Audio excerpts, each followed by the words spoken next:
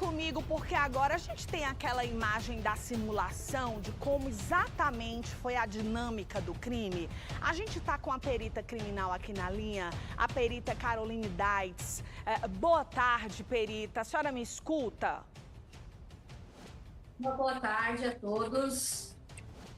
Tá aqui Escuto a senhora, tô aqui com você, com a senhora aqui. Muito obrigada pela participação aqui no programa. Antes da gente começar a nossa conversa, deixa eu só esclarecer, ilustrar para o telespectador, para o internauta que nos acompanha, sobre a dinâmica, como teria sido o ataque cometido pelo tenente-coronel a soldado Gisele. Tem a imagem aqui exatamente da simulação feita. Ele pegou a Gisele, na imagem dá para ver perfeitamente, ele pega, agarra a Gisele por trás, segura aqui, aperta, tenta imobilizar a Gisele aqui, ó, na região do queixo aqui do maxilar. Nesse lado aqui, ó, próximo a exatamente onde ele apontou a arma para a cabeça dela. E a preocupação dele é que tinha que ser um tiro. O tiro tinha que ser certeiro. E aí a Gisele tentando se sair. De repente ela levanta um pouco a cabeça e acontece o disparo. Daí então a posição, a trajetória da bala de baixo para cima. A Gisele tentou resistir aqui, o momento do disparo acontece exatamente nessa posição. Agora você entende quando o Lordelo fez a simulação aqui. Lembram? Lembram disso? Entre o sofá e o rack? Exatamente, depois disso aqui, que ele deu o disparo, ele simplesmente deitou ela no lugarzinho. E aí fez o que o Brasil inteiro já sabe. Caroline Daitz, perita criminal aqui conosco. Primeiramente eu pergunto para a senhora, o que é que contém nesse laudo? Havia uma expectativa muito grande, né, nesse pedido da prisão preventiva, né, da prisão do tenente-coronel. E aí as pessoas reclamando, por que demorou muito, só depois de um mês, enfim. E aí houve a divulgação desse laudo complementar. O que de informação que tem nesse laudo que foi preponderante para exatamente que esse pedido de prisão fosse formalizado? Muito boa tarde mais uma vez, seja bem-vinda ao programa. São fatores que ajudam a esclarecer toda a dinâmica desse evento. Porque nesse momento em que se segura, né, ele segura o pescoço dela pela parte de trás, né, então produz marcas na pele e que essas marcas podem ficar também um pouco embaixo da pele, pode mostrar algum sangramento, e aí isso consegue se determinar, então, que provavelmente ela teve foi o que a perícia falou, que ela teve essa imobilização mesmo. E, além disso, outras marcas que agora, né, conseguem se fechar todo o ciclo de demonstrar que provavelmente ela havia sido agredida também.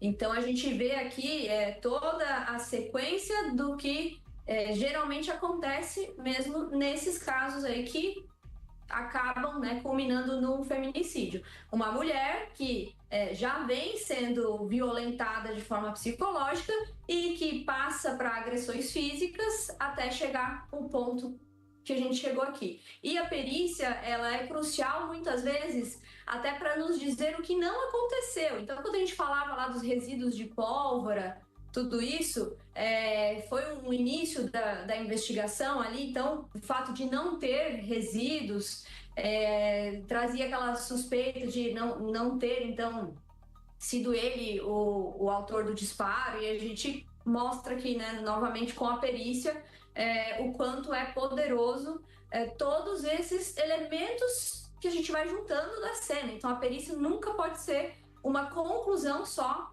isolada. E esses ferimentos do pescoço são, então, cruciais para determinar que ela foi imobilizada e reconstruir toda essa dinâmica do evento. Doutora Caroline, sobre essas lesões ainda no pescoço, elas poderiam ter surgido a partir de uma por exemplo, agora eu estou falando hipoteticamente, tá certo? Para a gente poder entender como é que funciona. Elas poderiam ter surgido, ter aparecido no laudo baseado em agressões que ela sofreu no dia anterior ou não? Aqui é onde a gente entra num ponto agora que a perícia vai ter, então, que ter esse detalhamento e o entendimento de que essas lesões do pescoço foram realmente realizadas no mesmo momento. Isso é muito importante. E aí, ao passo que consegue fazer esse nexo de que elas aconteceram no mesmo momento, aí consegue montar toda a cena de que ele precisou imobilizar ela. E é completamente lógico o que aconteceu, o que acontece, porque uma pessoa sob a mira de uma arma, ela vai tentar se mexer, de alguma forma se desvencilhar. E ele precisava imobilizar ela de alguma forma, e essa forma, então, vem juntamente com esse conjunto de informações trazer um elemento muito forte. E aqui a gente precisa entender uma coisa: quando a gente fala de perícia, em algum momento, né, vai ter a defesa também, né, todas as pessoas, elas têm o direito de se defender, que vai contestar esses ferimentos, e a chave disso provavelmente vai ser tentar descaracterizar que tenha acontecido no mesmo momento. Mas o que a gente tem aqui, um conjunto de provas. Então, quando a gente tem esse conjunto de agressões que já vinham acontecendo antes, das ligações do celular, então tudo isso acaba trazendo um conjunto forte que dá ainda mais força para a perícia. Ainda sobre a lesão, né? A lesão no pescoço. A senhora falou muito bem, a defesa vai tentar desconsiderar, desconstruir, enfim, a prova técnica que tá posta no inquérito, né? Agora, a natureza dessa, né? Ele pegou ela igual um bicho aqui pelo pescoço. A natureza das lesões que está descrita no laudo são compatíveis, por exemplo, com arranhões provocados por uma criança, ou então autolesão da própria Gisele para tentar incriminar algo também que foi alegado pelo tenente-coronel? É algo que se torna cada vez mais difícil de sustentar uma versão como essa. Então, não é nem um pouco típico de lesões auto-infligidas. E para uma criança, né, provavelmente, quando a gente fala de lesões desse tipo, elas podem ter até a marca das unhas na pele. E essa marca fica fácil de entender a dimensão do tamanho da mão de uma criança e de um adulto.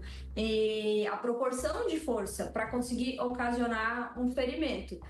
E é aquilo que eu falei, nem sempre a perícia, ela não é uma coisa concreta, ela pode ainda assim ser discutido, né, a origem desses ferimentos. Agora aqui a gente está falando de um conjunto de provas, né, que aí o perito, ele é uma pessoa que no momento que ele recebe um corpo no IML, muitas vezes ele não tem nenhuma informação daquele caso. E ele tem uma pressão enorme para liberar aquele corpo, porque ele já tem outros 10, às vezes, esperando.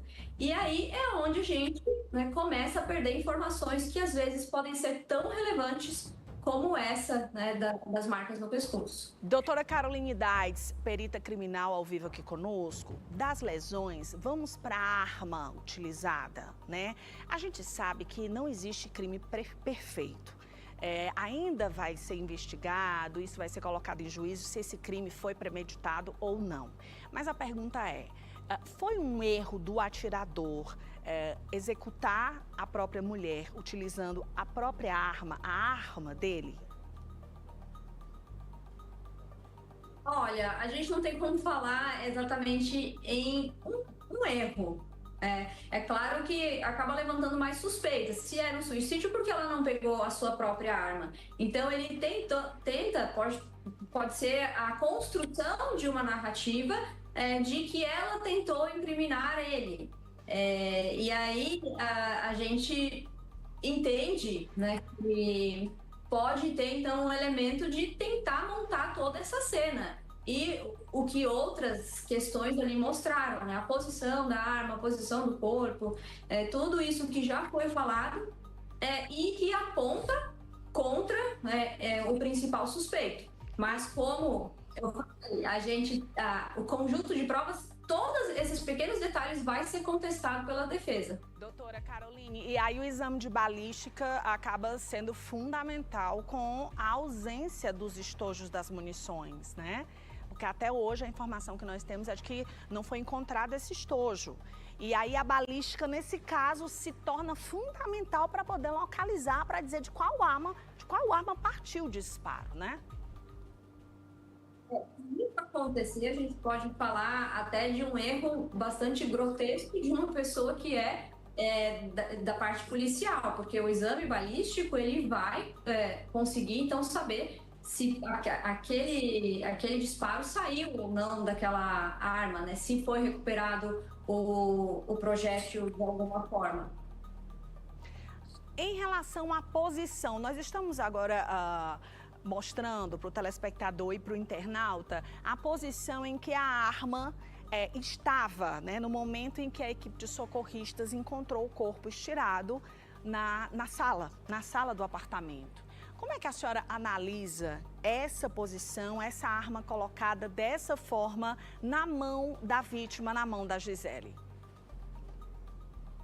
Bom, a primeira coisa que a gente tem que pensar é que uma lesão, né, na região da cabeça, ela é potencialmente fatal, ou ela pode causar a perda de consciência quase que instantaneamente e também a perda do tônus dos músculos. E aí, nesse momento, a pessoa cai e a arma, né, que é um objeto que vai estar na mão, o que se espera de mais comum é que ela acabe ao cair no chão, também, né, até pelo fato de cair junto com o corpo, do próprio peso, né, do objeto, ela estaria um pouco mais longe do corpo. É o que se espera, né, doutora? Bem afastada. É o que se espera num tipo de cena em que a gente entende, né, que é mais provavelmente um suicídio. Mas ali, né, houve então a montagem, né, então essa tentativa de simulação foi o que a perícia levantou, que isso também faz parte desse conjunto de provas, né, de trazer uma provável simulação. Realmente, né, para quem vê na prática esses casos, é bastante estranho, mas é o que a gente fala na perícia. Tudo pode ser ainda contestado, esse caso ele não terminou. Até porque a gente está vendo na imagem da simulação, que é exatamente semelhante à foto que o Lordelo trouxe aqui pra gente, a foto tirada pelo socorrista. Eu vou até falar com a senhora depois sobre essa foto, tá? Mas até porque essa imagem, ela tá muito colocadazinha, muito direitinho, né? A arma bem encaixada na mão direita, o braço bem encaixadinho em cima do corpo. Inclusive, doutora, o pé dela bem embaixo do rack, que é um móvel que fica em frente ao sofá, né? E aí a gente fica se perguntando se houve um disparo e o impacto desse disparo era para estar totalmente uma cena, pelo menos a perspectiva eu acho que seria essa, de uma imagem totalmente diferente do que essa daí. A única explicação plausível para a arma estar assim tão fixa seria um espasmo muscular, exatamente para a pessoa no momento da morte ela segurar com muita força. Só que, de novo, quando a gente fala num conjunto de provas e situações, é muito menos provável que isso tenha acontecido. Esse espasmo ele seria algo muito mais raro, mas montando o conjunto de provas, tudo aponta para que aquilo ali foi montado. Se o socorrista, a quem o Brasil inteiro tem que render palmas e graças, porque ele teve essa perspicácia, né, de chegar no local e já registrar aquela imagem. Se nós que eu digo assim, se a perícia, se a polícia, se enfim, todo o sistema policial e de justiça não tivessem tido acesso a essa foto tirada assim que o socorrista chegou lá, a senhora acha, pela sua experiência, que o desfecho desse caso seria outro? Olha, eu acredito que a perícia, ela desconfiaria, sim, né, de alguns elementos.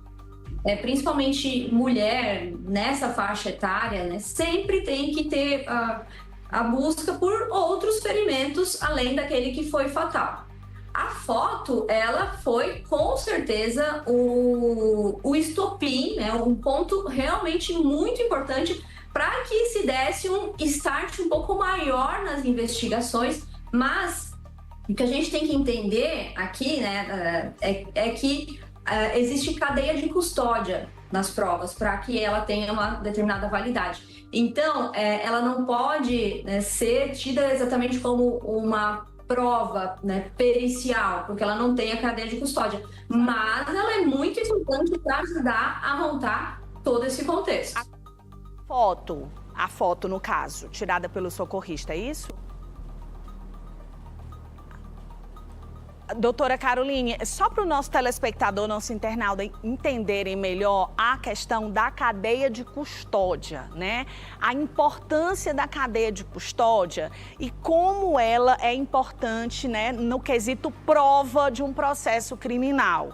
Justamente para não ter nenhum tipo para não poluir, para não desacreditar provas, né? Tem todo um cuidado, um registro oficial para poder entranhar, colocar essa prova, inserir essa prova como válida, como ok no processo. De uma forma didática, a senhora poderia, por gentileza, discorrer sobre isso para o nosso telespectador e o nosso internauta, para ele entender exatamente a questão da foto relacionada à cadeia de custódia no processo?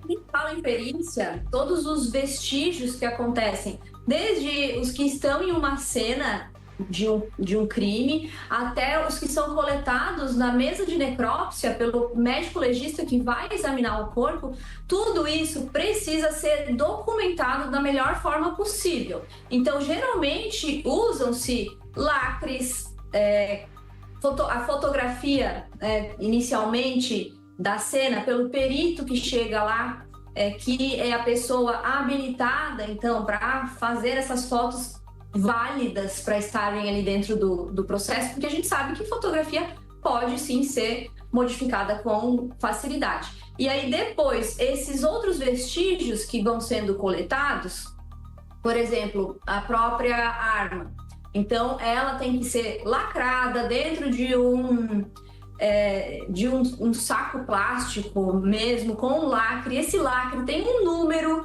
esse número então ele vai ser registrado e o próximo perito que for manusear essa arma para fazer um exame posterior, ele tem que anotar o número do lacre, faz o seu exame e ele coloca um novo lacre. Então é um procedimento bem burocrático para garantir a idoneidade de prova, para garantir que nada ali foi manipulado, né? E quando a gente está falando em uma suspeita de crime que envolvem pessoas da polícia, então sempre tem que ter um cuidado, né? Mas um cuidado redobrado, porque podem ter tentativas de interferências de prova, sempre pode. Então, a cadeia de custódia garante que esse exame ele foi feito da forma correta. E quando isso não é feito da forma correta, muitas vezes acaba sendo até o motivo, então, de não levar à condenação de um criminoso. Então, para as pessoas entenderem, né, por que às vezes a justiça não é feita? Às vezes é um pequeno detalhe técnico que falhou e aí acaba fazendo com que essas provas não sejam mais puras, digamos assim. Aí o cuidado. Bom, eu conversei com a doutora Caroline Daitz, que é perita criminal. Muito obrigada pelos seus esclarecimentos ao nosso telespectador e ao nosso internauta. Uma ótima noite para a senhora e muito obrigada mais uma vez.